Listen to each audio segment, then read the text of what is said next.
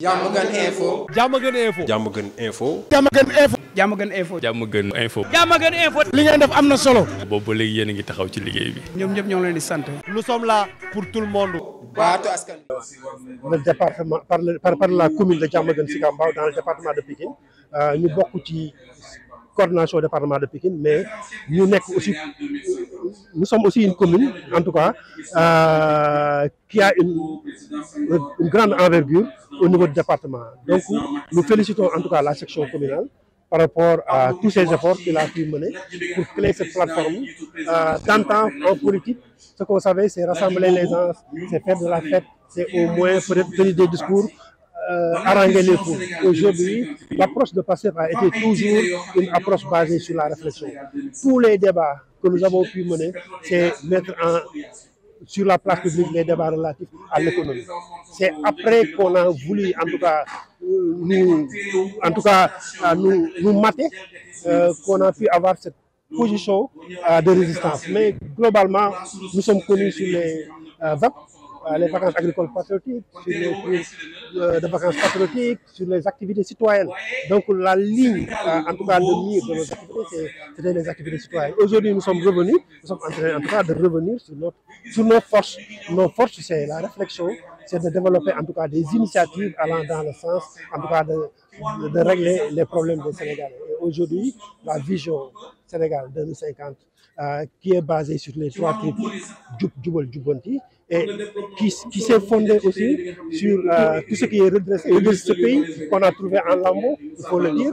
de redresser en tout cas dans un temps record, à impulser les projets. On est à l'étape d'impulsion des projets. Je pense que tous les projets, en tout cas, que nous avons mis en place à travers les ministères. Et aujourd'hui, je pense que nous allons vers l'accélération de ces dynamiques de développement qui ne sont autres que, en tout cas, de partir de nos propres ressources, de travail pour nos souverainetés, mais en tout cas, de mieux gérer à travers la gouvernance nos ressources propres, nos ressources naturelles, en tout cas de faire des champions dans le cadre de l'économie pour que la transformation puisse être une réalité au Sénégal et après de mettre en place une dynamique d'industrialisation qui permettra à ce pays en tout cas d'être en tout cas au sommet des États qui ont pu impulser des développements endogènes et qui ont pu en tout cas satisfaire les besoins de la population. La banlieue se caractérise comme une zone périurbaine, donc une zone urbaine, et dans ce domaine-là, je pense que notre approche, c'est de passer par les pôles territoires pour impulser le développement.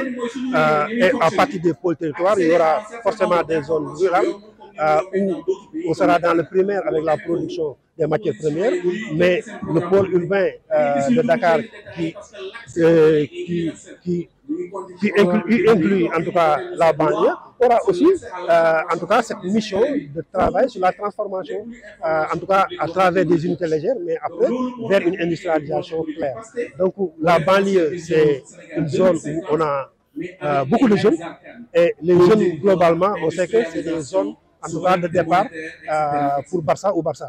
Donc pour changer ce triptyque, il va falloir, ou cette donne, il va falloir, comme on l'a dit, travailler dans l'employabilité, créer en tout cas des jeunes formés et bien formés et qui ont les capacités et les moyens, en tout cas, de construire ce pays. Et aujourd'hui, je pense que par rapport aux objectifs qu'on s'est fixés, 700 000 jeunes en formation pour le plan quinquennal, et sur les 25 ans, 5 millions de jeunes qui auront une formation professionnelle,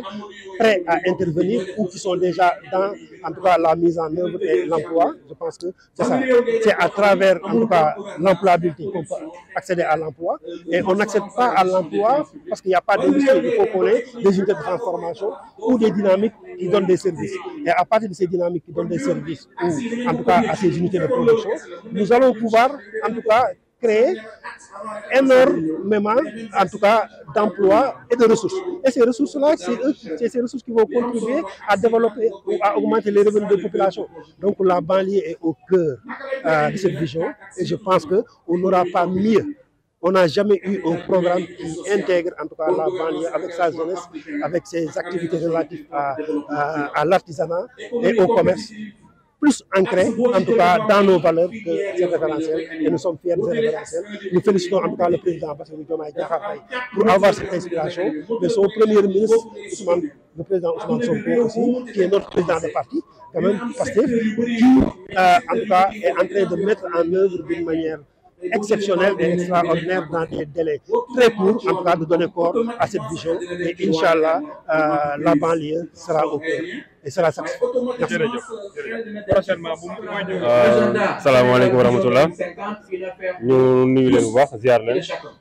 képp ku ñu seetaan maa ngi tudd Babacar Ndiaye donc nekk député à l'Assemblée nationale effectivement teew nañu ci panel bi teewee nañu jotaay bi mu nekk lu am solo parce que ñun li nga xamante ni moom la ñu jaay askanu Sénégal dafa bokk ci fépp fu ñuy dem suñu tànk bu ñu ko yëkkatee fépp fu ñu koy teg ñu wax leen ko ñu xamal leen ko ñun ak ñoom ñu ànd dem ci loolu maanaam on ne veut pas faire ce qu'on appelle du pilotage à vue mais aussi bëgguñu yor réew mi yorin boo xamante ni ki tax ñuy doxal du xam lu ñuy doxal lan la dañoo fas yéene en tout cas lépp lu ñu fas yéene yore réew mi ñu ànd ci ak sénégalais te loolu pour que mën a nekk foog sénégalais xam ñun fan la ñu jëm naka lañ fa bëgg a demee ak fan lañ fas yéene jaar pour àgg fa c'est hyper important loolu moo tax gannaaw bi ñu amee vision am gis-gis ba jaay ko sénégalais mu nekk le référentiel 2050 ñu ne nag dafa jot ñu wàcc ci terrain bi ñi tax ñu bind bataaxal boobu noonu ñu tax ñu am boobu gis-gis ñu xamal leen lii suñuy gis-gis lan la xamal leen fi ñu bëgg a àgg fan la ñun ak ñoom ñu ànd dem foofu noonu lu ma waral jotaay yu mel nii donc référentiel 2050 vision la gis-gis la doxalin la bu ñuy jëmale fu ñu bëgg a àgg fu ñu bëgg yóbbu Sénégal dañoo wàcc terrain bi nag fas yéene waxtaan ci ak sénégalais yi ñu xam ko approprier ko du ko ñun ak ñoom ñu ànd àgg foofu noonu bu soobee yàlla. par rapport ak métier yi non vous savez du ñu naxante la jeunesse sénégalaise li mu soxla mooy métier la soxla maanaam être opérationnel. bu ñu nee Babacar Ndiaye yow mi ndaw loo mën mu ne man mécanicien la bu ma joxee oto ma dépanne ko wala ma defar ko Babacar Ndiaye loo mën mu ne man tailleur la bu ma joxee tissu ma ñëw ko Babacar Ndiaye loo mën man ingénieur la en électricité Babacar Ndiaye loo mën man secrétaire la man médecin la métier qualification loolu la ndaw yi Sénégal soxla donte ñenn ñi nee nañu la matière n'existe pas matière bi amu fi mais même si la matière n'est pas là quand l'employabilité est là ndaw bi même bi génnee Sénégal fépp fu mu mënti dem dafay liggéey donc on a besoin d'une jeunesse opérationnelle loolu nag xam lu bare loo xam te ne moo ci war mooy si yóbbu te lu mel nii ci la bokk kon bu wax ni rek bu ñu naxante ci côté boobu noonu on a besoin d'une jeunesse formée d'une jeunesse bien outillée d'une jeunesse bien conscientisée d'une jeunesse avec les yeux ouverts sur les véritables enjeux de l'heure. Quand on aura ça, on saura exactement fan la ñu dem ak suñu ndaw te ndaw yooyu noonu dañu ñëw ànd ak ñun ci fi ñu jëmee réew mi c'est hyper important et on y travaille que muy góor que muy jigéen. Le plus important c'est de former notre jeunesse le plus important c'est ñu permettre leen kenn ku nekk ci ñoom am une qualification bu koy permettre mu mën a gagner sa vie dignement mën a contribuer pour le développement de son pays dignement et c'est hyper important.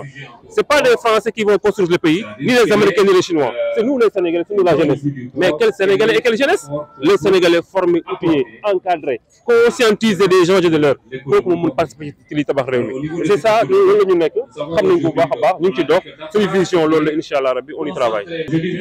Oui, autonomisation des femmes, oui, effectivement, on y travaille. Mais moi, je préfère même dire autonomisation du Sénégalais, de façon générale. Je préfère ça. Parce qu'on parle d'emploi des jeunes, on parle d'autonomisation des femmes.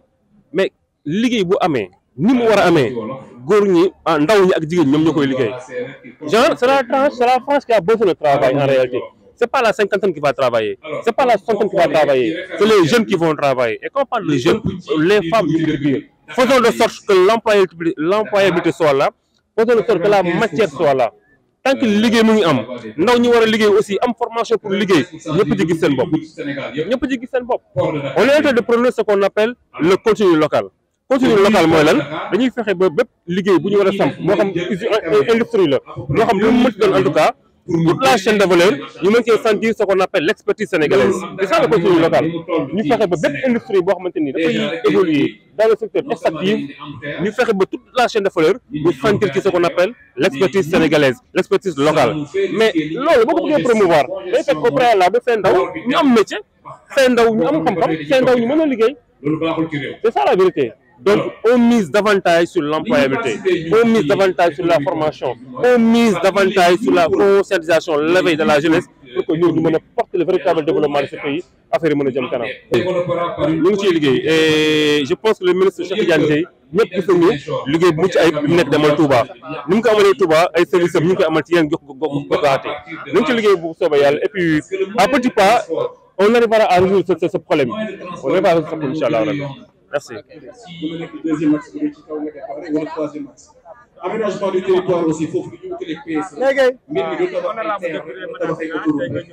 mais terre bi day autoroute bi lan lay jëm économie bi moo tax ngay dégg autoroute de l'eau maanaam finalité bi moo am solo autoroute de l'eau jëmmi autoroute bi rek am solo mais ndox naka lay def ba développer mbay mi ci zone yi nga xam ni foofu nga yóbbu tey maillage bi ñu bëgg def dëkk bi ak chemin de fer du jëmmi chemin de fer bay am solo mais chemin de fer bi. asalaamaaleykum wa rahmatullah ñu ngi nuyu ñëpp di ziar ñëpp di nuyu waa banlieue bi di nuyu waa département de Pikine di defal mention spéciale à la commune de Diamaguène Sicap Mbao bi nga xam ne ni tey panel scientifique bi nga xam ne weccante xalaat la ak aussi ñëw sottil ñi li nga xam ne ni mooy téeréel bi ñu bind wax ne fii lañ jëmale Sénégal ak juróom fukki at mais duñ toog juróom fukki at di développer le développement commence par soi-même. loolu noonu moom lañ ñëwoon tey doon def tey weccante xalaat waxtaan ci li nga xam ne moom lañ tëgg fañ jëmale Sénégal juróomi at yii di ñëw fukki at yii di ñëw ak juróom fukki at yii di ñëw parce que dañ ne vision te vision boo ko déggee lu ci nekk am na étape loolu moo taxoon tey ñu ñëw fi di remercier toute la coordination communale bi nga xam ne nii ñoom ñoo ŋànk parce que fii si commune Diamaguène Sicap Mbao commencé ko ci l'honorable député maire Cheikh Aline Bey ak ñëpp ñi nga xam ñoom la si àndal mais notamment waa ZIPES jeunesse bi nga xam ne nii bi projet bi gasaxe bi projet bi nekkee woon ci ay problème bi Sénégal gasaxe ñoom ñoo ñëw taxaw ne dañuy ñëw jël suñu initiative ñun pour sauver li nga xam ne mooy suñu dëkk bi ñu defee loolu après ñu daal di ñuy indi li nga xam mooy référentiel bi te référentiel bi ndaw ñi dañ ci am pàcc bu am solo bu ñu nekkee ay député nekk ndaw gis ñi nga xam ne nii ñoom ñoo ngi dëkk Diamaguène Sicap Mbao nekk ay ndaw surtout seen coordinateur communal buñ ko ci cité rek cité nañ ñëpp muy Baye Dampuy mu nekk koo xam ne ku jàmbaare la ci li nga xam ne nii mooy lépp luy xel ak xalaat loolu noonu kon bu ñëwee toog fii ñu koy wax ñu dégg aussi ñi nga xam ne nii ñu ngi fi muy panélistes yi ñi nga xam ne ñoo ñuy waxtaanal waxtaan yu ñu fiy def yëpp ak kàddu yu ñu fi yëkkati yëpp dafay delluwaat si ndaw ñi parce que ndaw ci boppam moom mooy sàkku ji xam-xam ndaw ci boppam moom la ñuy tabax ndaw ci boppam moom moo am kattan pour liggéey te ndaw moom mooy dem formé wu ji bu formé wee ba pare lañ ko formé ca la nga xam ne nii ca lañ ko jël di ko ci tàggat bu paree moom moo koy matérialiser nan la koy matérialiser ci ab liggéey léegi nag loolu moo tax ñuy wax ne ndaw ñi dañ cee am pàcc bu rëy ci vision Sénégal 2050 bi te ku wax banlieue bi wax xëyu ndaw ñi ku wax banlieue bi wax ne ndaw ñi liggéey bi nga xam ne war nañ ko am formation qualifiante yi nga xam ne war nañ ko am ndax da ngay gis ñoo xam ne jàmbaar lañ dañuy dem ba nekk ay mag am 35 ans am 40 ans nekk mécanicien mais mënuñu dem ci entreprise yi déposer ndax lañ amuñu qualification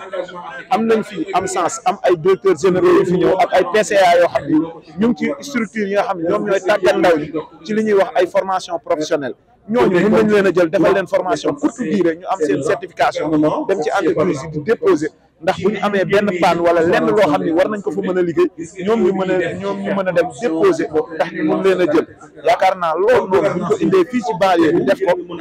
lu am solo la parce que dañuy gis panel yu mel nii Dakar rek la doon am mais banlieue bi booy wër nit ku am bopp booy wër nit ku am xam-xam booy wër ñoo xam ne dañoo dañoo gëm seen bopp kon donc mënuñ ci génnee banlieue bi rawatina nag ay ndaw amoon initiative bi ànd koog seen coordination communale ñu ñëw def lu mel nii indi fi tamit borom xam-xam yi nga xam ne nii ku mel ni docteur Diallo Diop kenn dootu ko présenté ci Sénégal ak li mu def ci li nga xam ne mooy Sénégal ci production intellectuelle ak lépp mu nekk loo am solo loolu moo taxoon tey ñu ñëw fi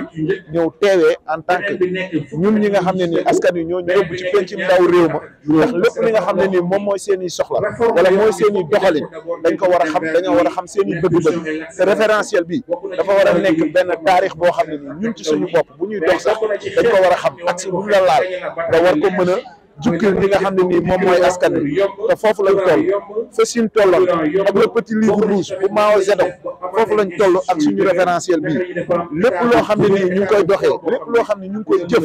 dañ koy teg ci référentiel boobu te ànd ceeg ñi nga xam ne mooy ndaw ñi parce que ñun ñoo mën a changer réew mi bu keneen mooy jugee feneen dina ko changer wala ay mag mais ndaw ñi ci boppam ñoo ko mën a changer. Diamaguène Info. Diamaguène Info. Diamaguène Info. Diamaguène Info. Diamaguène Info. Diamaguène Info. li ngeen def am na solo. boobu ba léegi yéen a ngi taxaw ci liggéey bi. ñoom ñëpp ñoo ngi leen di sant. Nous sommes là pour tout le monde. waatu askan wi.